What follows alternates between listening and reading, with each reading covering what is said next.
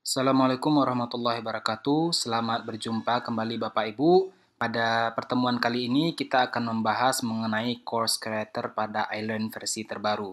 Jadi, seperti yang Bapak Ibu ketahui bahwa kita di Universitas Andalas telah mengembangkan iLearn versi terbaru yang disesuaikan dengan beberapa kebutuhan yang ada di Universitas Andalas.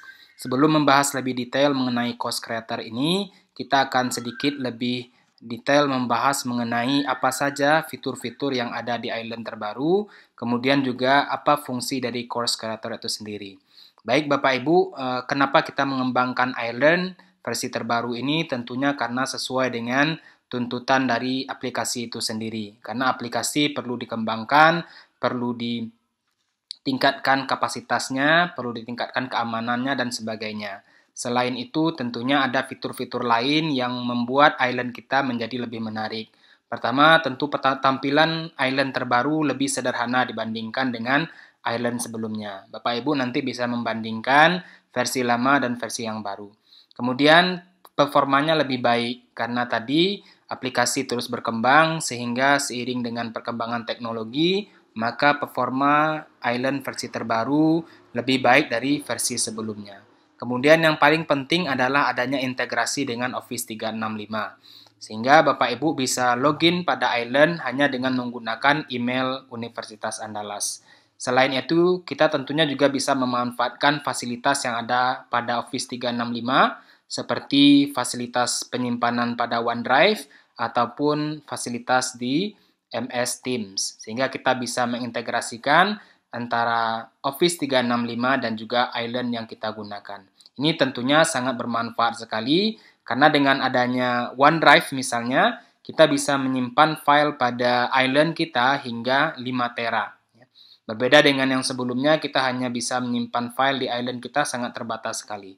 Dengan versi yang terbaru ini, dengan integrasi dengan Office 365, penyimpanan kita menjadi sangat besar. Kemudian yang tentunya fitur-fitur terbaru lainnya seperti adanya variasi kuis, aktivitas, dan juga jenis-jenis tugas yang tersedia. Baik Bapak Ibu, sebelum lebih detail kita membahas mengenai course creator ini, setidaknya Bapak Ibu perlu mengetahui dulu level-level yang ada pada iLearn. Sehingga nantinya Bapak Ibu dalam berkomunikasi mengenai iLearn ini bisa menjelaskannya kepada dosen, bisa menjelaskan kepada pimpinan dan sebagainya menjadi lebih detail. Ya. Baik Bapak Ibu, pertama itu ada level administrator. Administrator ini adalah orang yang bertanggung jawab penuh terhadap aplikasi. Jadi fokusnya di sini adalah aplikasinya. Ya. Bertanggung jawab terhadap pengelolaan server, update aplikasi, serta beberapa pengaturan lainnya. Ini ada di LPTIK. Jadi LPTIK memastikan bahwa server berjalan dengan baik. Kemudian ada course manager. Course manager merupakan pengelola. Jadi orang yang bertanggung jawab mengelola iLearn di sebuah fakultas. Biasanya ini boleh 1 atau 2 orang yang ditunjuk oleh fakultas. Biasanya pekerjaannya memastikan bahwa semua user bisa login, kemudian bisa menambahkan kelas, ya, melakukan monitoring kelas, serta melakukan pemeliharaan aplikasi. Misalnya aplikasi di iLearn-nya lambat, maka nanti ada treatment khusus yang dilakukan oleh course manager untuk membuat iLearn-nya menjadi lebih cepat prosesnya, seperti itu. Seperti yang disampaikan, biasanya ini ditunjuk oleh fakultas. Ya. Mungkin 1 atau 2 orang yang akan diangkat menjadi course manager. Berikutnya ada course creator. Ya. Course creator merupakan orang yang ditunjuk untuk membantu course manager dalam hal pengelolaan kelas. Ya, jadi biasanya ini kerjanya adalah membuat kelas, kemudian melakukan monitoring kelas. Ya. Misalnya ini perwakilan dari jurusan ataupun prodi. Dan juga bisa dari perwakilan BAPEM ataupun GKM. Karena ini terkait dengan proses monitoring.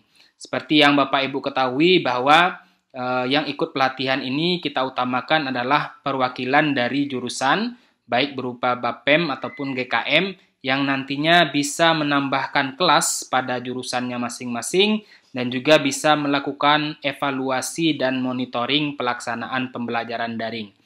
Kemudian yang terakhir tentunya ada teacher atau dosen yang nantinya bertanggung jawab terhadap konten. Ya. Jadi menyiapkan bahan ajar, melakukan evaluasi pembelajaran, membuat lapor pembelajaran, dan sebagainya. Ini adalah tanggung jawab dari teacher nantinya atau dosen. Baik, yang terakhir kita bahas mengenai implementasi dari iLearn itu sendiri. Bagaimana kita di Universitas Andalas mengimplementasikan iLearn. Ya. Bapak Ibu lihat di sini kita sudah membahas mengenai level pengguna pada iLearn. Ada course manager atau course creator, kemudian ada dosen dan nanti ada mahasiswa. Kita tidak masukkan di sini admin karena implementasi ini pada level fakultas. Kemudian Bapak Ibu lihat di sini ada dari tugas dari course manager adalah course creator membuat mata kuliah atau menambahkan kelas. Kemudian mendistribusikan dosen yang akan mengelola kelas tersebut. Dan kemudian terakhir melakukan monitoring ataupun evaluasi. Setelah itu bisa dokumentasi perkuliahan tersebut. Kemudian dari sisi dosen, yang dikerjakan adalah dosen menyiapkan bahan kuliah, kemudian menambahkan bahan kuliah, dan melaksanakan perkuliahan secara online.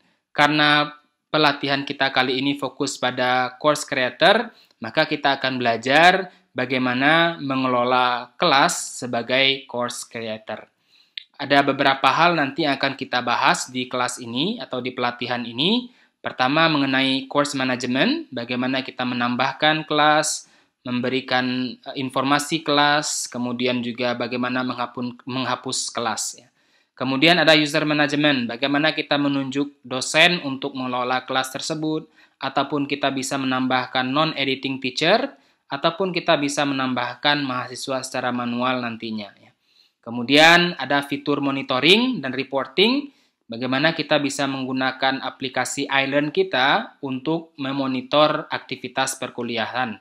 Kemudian juga membuat reporting ataupun membuat evaluasi nanti misalnya berupa survei kepuasan mahasiswa ataupun parameter pengukuran lainnya. Dan terakhir nanti kita akan belajar juga bagaimana melakukan import kelas dan backup kelas. Baik Bapak Ibu, ini adalah video pengantar dari pelatihan kita. Mudah-mudahan sudah terbayang apa yang akan kita bahas pada pelatihannya. Terima kasih atas perhatiannya. Kita akan lanjutkan ke video berikutnya. Assalamualaikum warahmatullahi wabarakatuh.